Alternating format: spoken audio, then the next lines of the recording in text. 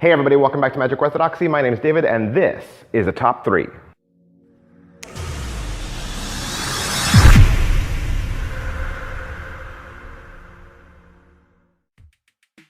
Hey, that's right, this is the top 3 and we're going to look at the top 3 magicians of our generation. Hey, these are the top 3 magicians I think that are currently the best in the world. These are people that are alive right now.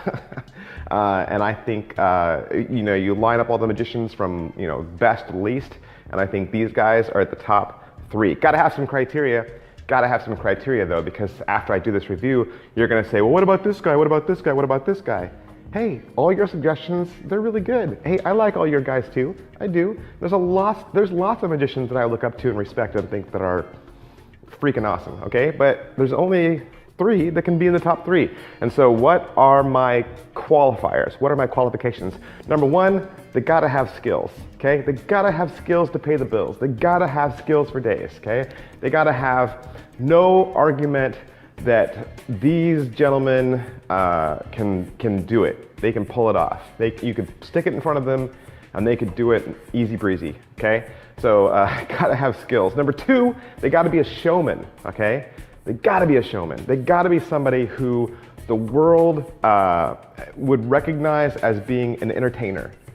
Somebody, that means that they can get up there, whether it's on stage or one-on-one, and they convincingly play the part of the magician, okay? Gotta be a showman. And number 3, popularity. Hey, if you're the best, then people know you. That's just how it goes. You can't say, well, what about this guy? Yeah, but if I walk up to some random guy on the street and I say, hey, do you like so-and-so? And they're like, who's that? Well, then are they really the best if the world doesn't know who they are? I mean, they're probably really good, but are they the best? And that's what we're looking at today. The top 3 magicians of our generation alive today. Let's get into it. Number 3, David Blaine. Got to put David Blaine in the top 3. You got to.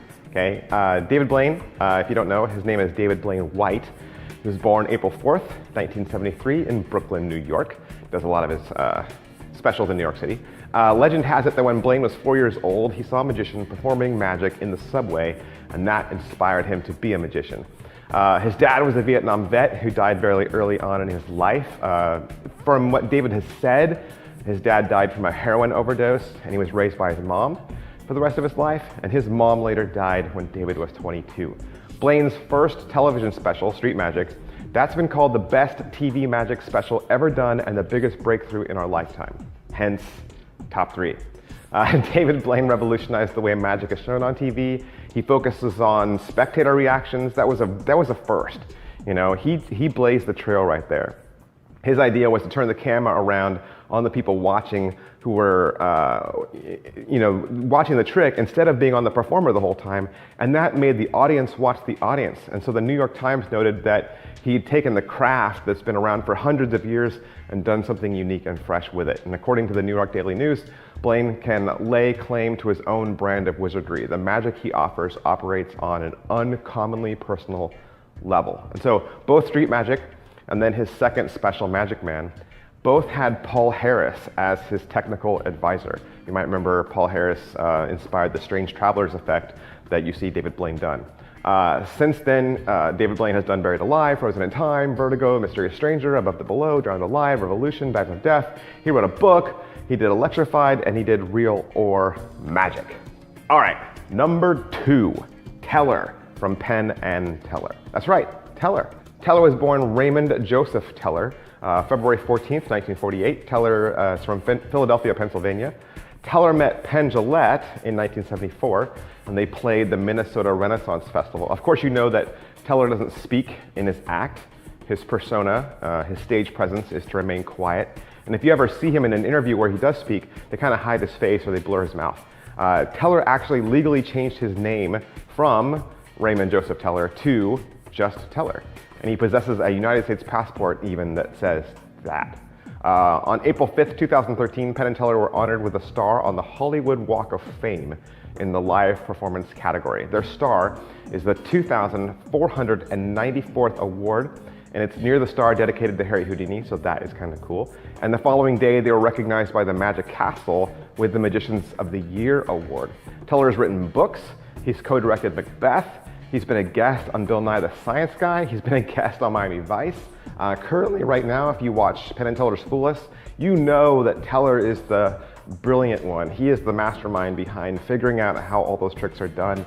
And then when you hear just his vast knowledge of just, knowing who developed each and every trick, and then if you ever go see him live, I've had the privilege of seeing him live, he is amazing. This guy can do cards, he can do close-up, he can do sleight of hands, he can do cigarette magic, he can do coin magic, he can do stage magic, he can do gag magic.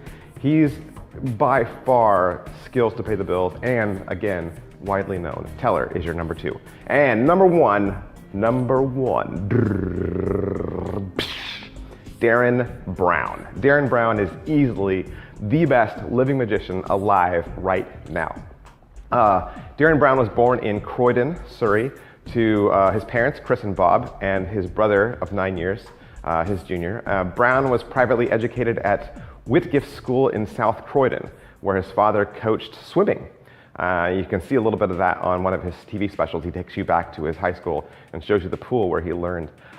He studied law and German at the University of Bristol. And while he was there, he attended a hypnotist show by a gentleman named Martin Taylor, which inspired him to turn to illusion and hypnosis as a career. And while he was an undergraduate, he started working as a conjurer. He performed the traditional skills of close-up magic in bars and restaurants. And in 1982, he started performing stage shows at the University of Bristol under the stage name Derren V. Brown. All right, so Derren Brown, he's an English mentalist, he's an illusionist, and since his television debut, Mind Control, which came out in 2000, his popularity has just grown and grown and grown. He's had several stage tours, several television TV specials, he's written books for magicians as well as books for the general public, and he's also a painter. He does caricatures of famous people. Brown does tell people that he doesn't possess any supernatural powers.